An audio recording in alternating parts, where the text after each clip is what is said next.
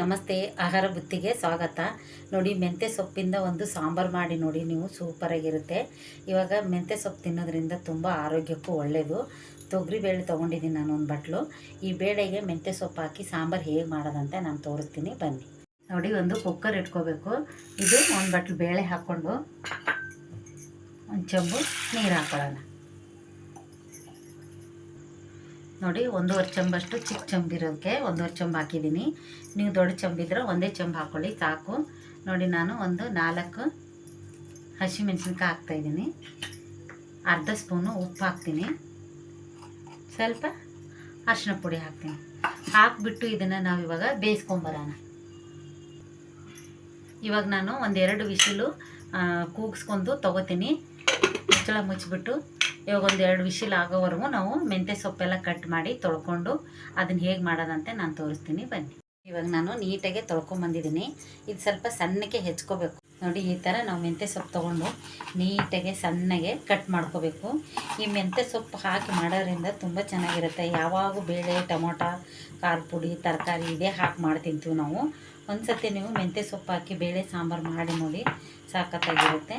ಈ ಥರ ನಾವು ಸಣ್ಣಗೆ ಕಟ್ ಮಾಡಿ ಪ್ಲೇಟ್ಗೆ ಇಟ್ಕೋಬೇಕು. ನೋಡಿ, ನಾನು ಮೆಂತ್ಯ ಸಣ್ಣದಾಗೆ ಕಟ್ ಮಾಡ್ಕೊಂಡಿದ್ದೀನಿ. ಬೇಳೆ ಬೇಯಿದ್ರಾಗ ಇದನ್ನು ಒಂದು ಒಗ್ಗರಣೆ ಹಾಕೋಣ. ಅದಕ್ಕೇನು ಬೇಕಂತ ನೋಡ್ಕೊಳ್ಳೋಣ. ಒಂದು ಈರುಳ್ಳಿ, 1 ಗೆಡ್ಡೆ, 1 ಟೊಮೊಟೊ, 1-2 ಕರಿಬೇವು ಸೊಪ್ಪು, 1-3 ಬೇಡಿಗೆ ಮೆಣಸಿನ್ಕಾಯಿ, 1 ಲಿಂಬೆಹಣ್ಣು ಗಾತ್ರಕ್ಕೆ ಹುಣಸೆಹಣ್ಣು, ಸ್ವಲ್ಪ ಕೊತ್ತಂಬರಿ ಸೊಪ್ಪು, ಸ್ವಲ್ಪ ಬೆಳ್ಳುಳ್ಳಿ, 1-2 ಕಾಳು ಮೆಂತ್ಯ ಕಾಳು ಒಗ್ಗರಣೆಗೆ ಹಾಕಿ ಸಾರು ತುಂಬ ಗಮ್ ಅನ್ನತ್ತೆ. ಮನೇಲಿರೋ ಐಟಮ್ಸಿಂದ ನಾನು ಮಾಡ್ತಾಯಿರೋದು ಹೆಲ್ದಿಯಾಗಿರೋದು. ಇವಾಗ ನಾನು ಹೇಗೆ ಒಗ್ಗರಣೆ ಹಾಕೋದಂತ ತೋರಿಸ್ತೀನಿ, ಬನ್ನಿ. ಬಾಣಲಿಯಲ್ಲಾಗಲಿ ಮಾಡ್ಬೋದು, ನೀವು ಪಾತ್ರೆಯಲ್ಲಾದರೂ ಮಾಡ್ಬೋದು. ನಾನು ಇನ್ನೊಂದು ಕುಕ್ಕರ್ ಇತ್ತು, ಆ ಕುಕ್ಕರಲ್ಲಿ ಮಾಡಿ ತೋರಿಸ್ತಾಯಿದ್ದೀನಿ.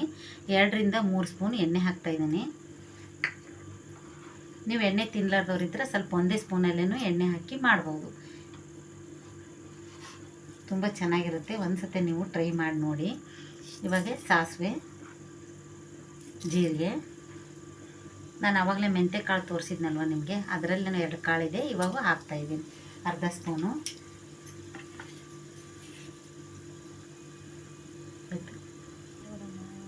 ನೋಡಿ, ಇವಾಗ ಬೆಳ್ಳುಳ್ಳಿ ಹಾಕ್ತಾಯಿದ್ದೀನಿ. ಬೆಳ್ಳುಳ್ಳಿ ಹಾಕಿದ ನಂತರ ಒಂದು ಕಟ್ ಮಾಡ್ಕೊಂಡಿರೋದು ಈರುಳ್ಳಿ ಹಾಕ್ಕೊಳ್ಳಿ.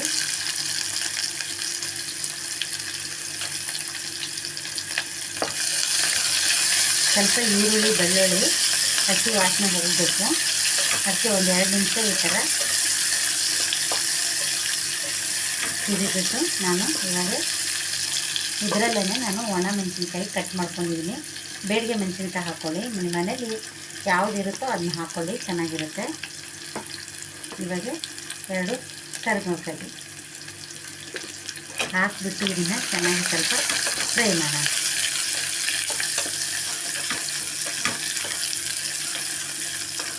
ನೋಡಿ, ಸ್ವಲ್ಪ ಬ್ರೌನ್ ಕಲರ್ ಆಗಲಿ, ಅಂದರೆ ಸಾಂಬಾರು ಚೆನ್ನಾಗಿರುತ್ತೆ. ಹಸಿ ಈರುಳ್ಳಿ, ಹಸಿ ಬೆಳ್ಳುಳ್ಳಿಯಲ್ಲಿ ಹಾಕಿದರೆ ಸಾಂಬಾರು ಚೆನ್ನಾಗಾಗಲ್ಲ, ಅಷ್ಟೊಂದು ಟೇಸ್ಟ್ ಬರೋಲ್ಲ. ಸ್ವಲ್ಪ ಇದು ಬ್ರೌನ್ ಕಲರ್ ಆಗೋವರೆಗೂ ಕಾಯೋಣ. ಇದು ಬ್ರೌನ್ ಕಲರ್ ಆಗಿದೆ. ನಾನು ಒಂದು ಟೊಮೊಟೊ ಹೆಚ್ಚಿದ್ಮೇಲೆ ಟೊಮೊಟೊ ಹಾಕ್ಕೊಳ್ತೀನಿ. ನೋಡಿ, ಟೊಮೊಟೊ ಹಾಕಿಬಿಟ್ಟು ನಾವು ಸ್ವಲ್ಪ ಈ ಥರ ಫ್ರೈ ಮಾಡ್ಕೊಳ್ಳೋಣ. ಸ್ವಲ್ಪ ಟೊಮೊಟೊ ಮೆತ್ತಿಗೆ ಚೆನ್ನಾಗಿ ಆಗಬೇಕಿದು. ಚೆನ್ನಾಗಿ ಆಗಿಂದ ನಾವು ಮೆಂತ್ಯ ಸೊಪ್ಪು ಹಾಕೋಣ.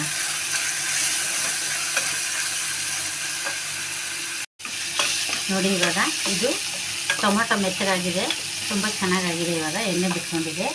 ಇವಾಗ ನಾವು ಮೆಂತ್ಯ ಕಟ್ ಮಾಡಿದ್ದೀವಲ್ವ, ಅದನ್ನ ಮೆಂತ್ಯ ಹಾಕೋಣ. ನಾನು 1 ಕಟ್ ಮೆಂತ್ಯಲ್ಲಿ ಸ್ವಲ್ಪ ತೊಗೊಂಡಿದ್ದೀನಿ ಅಷ್ಟೇ. ತೆಗೆದುಬಿಟ್ಟು 3/4 ಕಟ್ಟಷ್ಟು ನಾನು ಕಟ್ ಮಾಡಿ ಹಾಕ್ಕೊತಾ ಇದ್ದೀನಿ.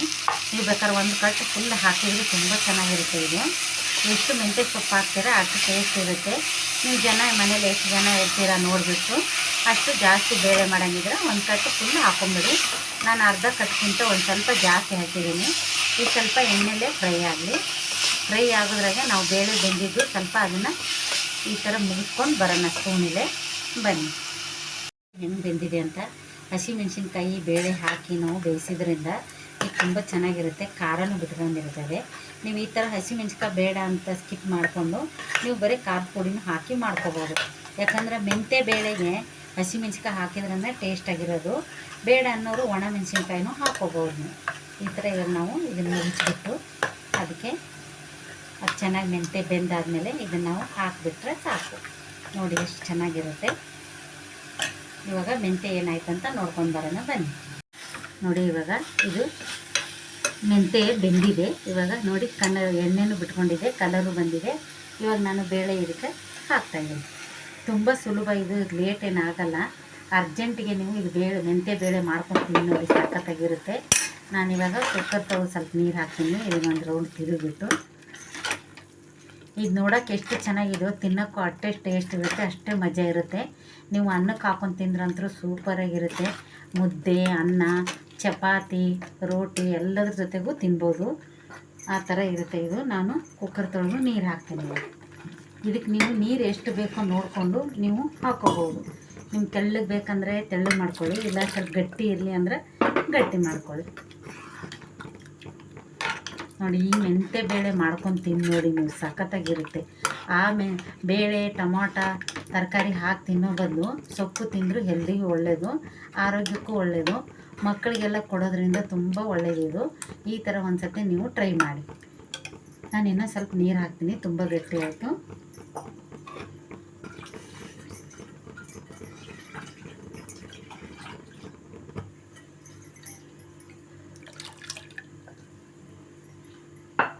ಇದರಲ್ಲೇ ನಾವು ಸ್ವಲ್ಪ ಹುಣಸೆಹಣ್ಣಿನ ಹುಳಿ ಬಿಟ್ಕೋಬೇಕು. ನಿಮ್ಗೆ ಇಷ್ಟ ಇಲ್ಲಾಂದ್ರೆ ಹುಣಸೆಹಣ್ಣಿನ ಹುಳಿ ಹಾಕೋ ಅವಶ್ಯಕತೆ ಏನಿಲ್ಲಲ್ಲ, ನಿಮ್ಮ ಇಷ್ಟ ಅದು. ನಾನು ಹುಣಸೆಹಣ್ಣಿನ ಹುಳಿ ಹಾಕಿ ತೋರಿಸ್ತಾ ಇದ್ದೀನಿ. ಸ್ವಲ್ಪ ಈ ಥರ ಹಾಕೊಂಡ್ಬಿಟ್ಟು ನಾವು ಇದನ್ನು ಇವಾಗ ಕುದಿಯಕ್ಕೆ ಬಿಡೋಣ. ಸ್ವಲ್ಪ ಮೇಲೆ ಕೊತ್ತಂಬರಿ ಸೊಪ್ಪು ಹಾಕ್ಕೊಂಡು ಕುದಿಯಕ್ಕೆ ಬರೋಣ. ಇದು ಸಿಂಪಲ್ಲಾಗಿರೋ ಸಾಂಬಾರು, ಮನೇಲಿರೋದೇ ಐಟಮ್ಸ್ ಹಾಕಿ ನಾನು ಮಾಡ್ತಾಯಿದ್ದೀನಿ. ನೀವು ನೋಡ್ಕೊಂಡು ಮಾಡಿ. ಇದು ಸ್ವಲ್ಪ ಕುದಿ ಬರಲಿ. ನೋಡಿ ಹೇಗೆ ಕುದೀತಾ ಆಯ್ತಂತ. ಈ ಥರ ನಮಗೆ ಕುದ್ರೆ ಸಾಕು. ಇವಾಗ ಉಪ್ಪು ಖಾರ ನೋಡಿದೆ ನಾನು, ಸ್ವಲ್ಪ ಉಪ್ಪು ಕಡಿಮೆ ಅನ್ನಿಸ್ತು. ಇನ್ನೊಂದು ಸ್ವಲ್ಪ ನಾನು ಉಪ್ಪು ಹಾಕ್ತಾಯಿದ್ದೀನಿ.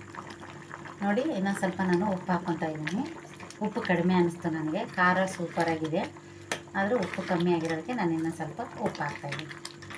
ಇವಾಗ ನೋಡಿ ಇಷ್ಟು ಚೆನ್ನಾಗಿ ಬೆಂದಿದೆ. ಇವಾಗ ಬೆಂದಾಯ್ತಿದ್ದು ನಾನೊಂದು ಬಟ್ಲಿಗೆ ಸರ್ವ್ ಮಾಡಿ ತೋರಿಸ್ತೀನಿ. ನೋಡಿ ಮೆಂತೆ ಸೊಪ್ಪು ಬೇಳೆ ಸಾಂಬಾರು ಮಾಡಿದ್ದು ರೆಡಿ ಆಗೈತಿ. ನೀವು ಮನೇಲಿ ಟೈಮ್ ಇದ್ದರೆ ನೀವು ಬೇಗ ಮಾಡೋಕ್ಕೆ ಇದು ತುಂಬ ಸುಲಭ, ತುಂಬ ಈಜಿ. ಎಲ್ಲಿಗಾರು ಹೋಗ್ಬೇಕಂದ್ರೆ ಮೆಂತ್ಯ ಸೊಪ್ಪು ತಂದರೆ ಸಾಕು, ಮನೇಲೇ ಬೇಳೆ ಗಿಳೆ ಎಲ್ಲ ಇರುತ್ತೆ. ಒಂದು ಅರ್ಧ ಕಟ್ ಮೆಂತ್ಯ ಸೊಪ್ಪು ಹಾಕ್ಬಿಟ್ಟು ಬೇಳೆ ಬೇಯಿಸ್ಬಿಟ್ಟು ಬೇಳೆ ಸಾಂಬಾರು ಮಾಡ್ಕೊಂಡ್ರೆ ಸಾಕು. ಈ ಚಪಾತಿಗೆ, ಅನ್ನಕ್ಕೆ, ದೋಸೆಗೆ, ಇಡ್ಲಿಗೆ ಎಲ್ಲದಕ್ಕೂ ತಿನ್ಬೋದು. ತುಂಬ ಚೆನ್ನಾಗಿರುತ್ತೆ, ಹೆಲ್ದಿಯಾಗಿರುತ್ತೆ. ಈ ಥರ ಒಂದು ನೀವು ಬೇಳೆ ಸಾಂಬಾರು ಮಾಡ್ಕೊಂಡು ತಿನ್ನಿ, ತುಂಬ ಟೇಸ್ಟಾಗಿರುತ್ತೆ. ಅದಕ್ಕೆ ನಾನು ಹೇಳ್ತಾ ಇದ್ದೀನಿ. ಇವಾಗ ಮೆಂತ್ಯ ಸೊಪ್ಪಿಂದು ಬೇಳೆ ಸಾರು ನಿಮ್ಗೆ ಇಷ್ಟ ಆದಲ್ಲಿ ಲೈಕ್ ಮಾಡಿ, ಶೇರ್ ಮಾಡಿ, ಸಬ್ಸ್ಕ್ರೈಬ್ ಮಾಡಿ. ನಮಸ್ತೆ.